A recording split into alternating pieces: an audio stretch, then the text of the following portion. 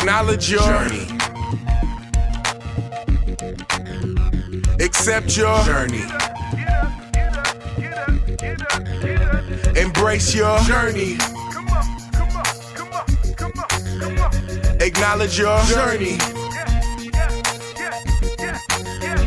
Accept your journey. Your life is a journey.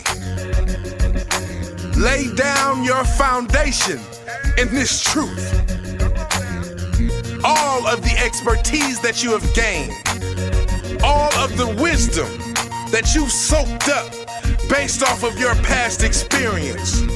Don't you ever get so focused that you forget to acknowledge your journey.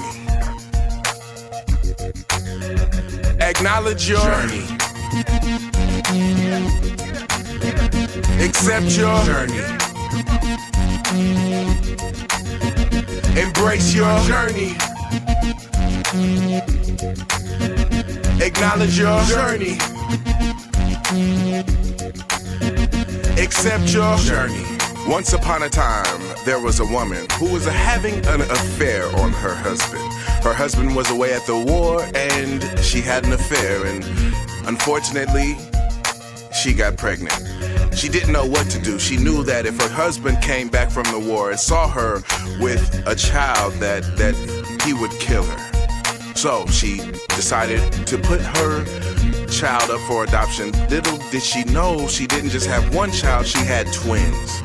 And when it was time to put the twins up for adoption, no one wanted to take in two kids that weren't their own. Well, there was one woman.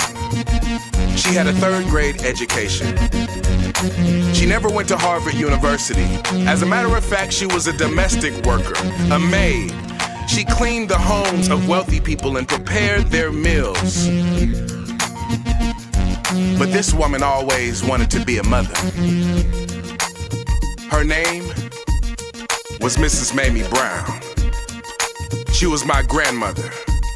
And in 1994, she passed away from breast cancer.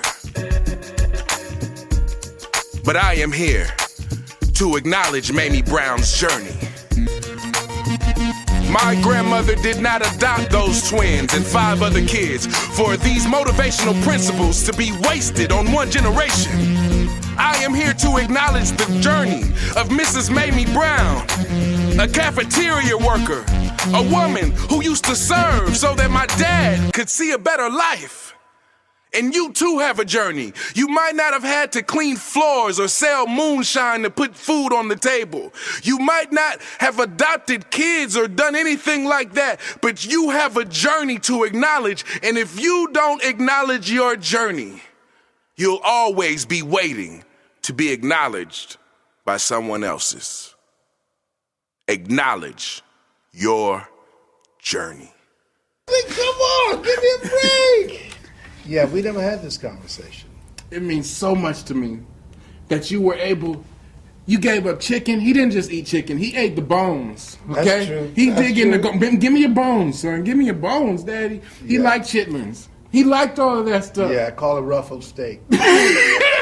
and then he shifted, and I stopped eating beef and pork and these things at that age. I became a vegetarian. You got us there with wheatgrass and all this nasty stuff. Yes, but Lord. Guess what? All the radiation seeds that they gave you, all the surgeries, none of that worked. You had to take responsibility. You had to claim the destiny of holding your grandson. That's true. And I held it. And we'll continue to play with it. And I'll see him graduate from college. Yes. I'll be here. Yes. At a healthy 100. Come on now. All right. I mean, just give me 80. Yeah, this year last time. What are the greatest things to see as a father is to see your son as a father. And I'm proud of you and Calvin and Patrick. 3 sons of mine who are great fathers. I don't know where they got it from, but I'm so happy. I know where they got it from Mamie Brown's baby boy. Thank you. You in my will. And here's something that I learned. Yes. And I learned this from you. What's that? Parenthood is the highest form of leadership. Wow. So if you really think you're a leader and you can't be a parent, don't quit your day job. Woo!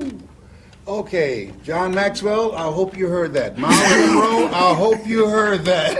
His name is John Leslie Brown. He's my baby boy, and I'm very proud of him. I love you so much. You have something special. You have greatness within you. And this has been Mrs. Mamie Brown's baby boy. And Leslie Calvin Brown's pride and joy.